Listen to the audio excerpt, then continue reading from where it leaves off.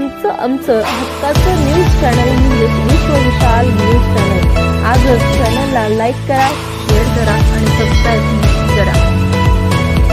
आता मला तुम्हाला विचारायचंय, काल परवा खेकडा मंत्री भलतच लागला बोलायला।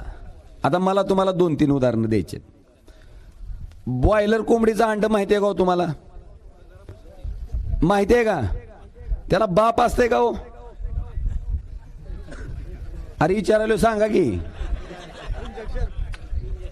तुमचं जर्शा गाईचं वासरू, त्याला बाप असते का हो? असते का? मग अशी बॉयलर कोंबडीची अंडी, जर्शा गाईची वासरं जर मला माझ्या बापाबद्दल बोलत असतील तर बापानो, तुम्ही कुणाच्या पोटी जन्म घेतलाय, मी कुणाच्या पोटी जन्म घेतलाय मला माहिती आहे। कृपा करून माझ्या वडिलांबद्दल बोलू नका ना। बरं, त्यांचं म्हणणं असं आहे की माझ्या वडिलाच्या हत्येचं राजकारण ओमराजे करतो। अरे राजे साहेब जिवंत असते तर हा ओमराजे बघायला बी भेटला नसता ना। कशाला माझं इंजिनिअरिंग करून मी काम केलं असतं ना। मी आलो कुणामुळं? बरं, त्याच्या पुढचं माझं म्हणणं आहे की आजपर्यंतच्या भाषणात, आत्ताच्या ह्या निवडणुकीत मी एकदा तरी काढला का हो विषय? मग काय ह्यांना खाजून अवधान यायला लागले? बरं, माझ्या वडिलाची हत्या झाली ही काय खोटी गोष्ट आहे का? कशामुळे झाली? बरं, त्याचा केसचा निकाल, त्या ठिकाणी कारवाई चालू आहे त्या केसची।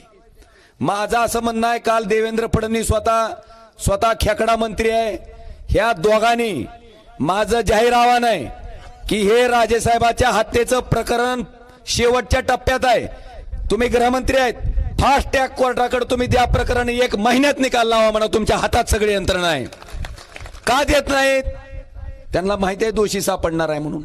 रोज तारखा वाढवून घेतल्या जातात, रोज काही ना काहीतरी कारण दिलं जातंय। आणि 2006 पासून आज 2024 उजाडलंय, फक्त प्रकरण वाढवायचं काम होतंय। आता सरकारी यंत्रणा तुमच्या बाबतीत आहे, तुमचं सरकार आहे, सगळं तुमच्या ताब्यात आहे, केंद्रातलं बी राज्यातलं बी।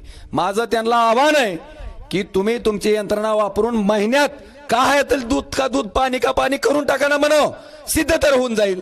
पण कृपा करून मला डागण्या द्यायचं काम करू नका। दुसरं, तिसरंच लागलं बुकायला। आता तेरणा ट्रस्ट, आताच मी तुम्हाला सांगितलं, एक सभासदाची, डायरेक्टरची नावं कमी करून राणा पाटील मरुस्तोर सदस्य, अर्चना पाटील मरुस्तोर सदस्य, आजीवन सदस्य, मल्हार पाटील आजीवन सदस्य, डॉक्टर पाटील आजीवन अध्यक्ष। मला वाटतंय ही ट्रस्ट हाणायची प्रक्रिया नाही का? मग हाणली कोणी? ह्या ट्रस्टच्या बाबतीत कैलासवासी पवनराजे निंबाळकर साहेबांनी कोर्टात प्रकरण दाखल केलं होतं। राजेसाहेब वारल्याच्या नंतर 13व्या दिवशी ती प्रकरण काढून टाकण्यात आलं। आणि त्या ट्रस्ट बद्दल जर ही नालायक माणसं राजेसाहेबाबद्दल बोलत असतील तर ह्यांच्या करावी तेवढी बुद्धीची कीव कमी आहे। राजेसाहेबाबद्दल डीसीसी बँकेचा आरोप तुम्ही केला, नागपूर उच्च न्यायालयाचा निकाल ऐका, त्याच्यात राजेसाहेबांच्या बाबतीत क्लीन चिट दिले, स्पष्ट सांगितलंय की उस्मानाबाद डीसीसी बँकेचा ह्याच्यात कसल्याही प्रकारचा दोष नाही आणि हे सगळेच्या सगळे पैसे नागपूर डीसीसी बँकेनं परत कुणाला द्यावे। मग ह्या निचाड माणसाला मला विचारायचंय की राजेसाहेबाच्या नावानं तुम्ही कशामुळे आज ते हयात नसताना बोलताय? आणि माझं त्यांना जाहीर आव्हान आहे की काल जी काय तानाजी सावंत वकलेत, त्याच्याबद्दल उद्याच्या येणाऱ्या निवडणूक व्हायच्या आधी राणा पाटलानं आणि तानाजी सावंत साहेबांनी दोघांनी बी जी काय वकावकी केली त्याच्याबद्दल मी जे आवाहन केलंय ह्याच्या बाबतीत जाहीर प्रेस घेऊन सांगावं आणि मग राजेसाहेबांवर आरोप करावे, हे माझं आजच्या कार्यक्रमाच्या निमित्तानं त्यांना जाहीर आव्हान आहे।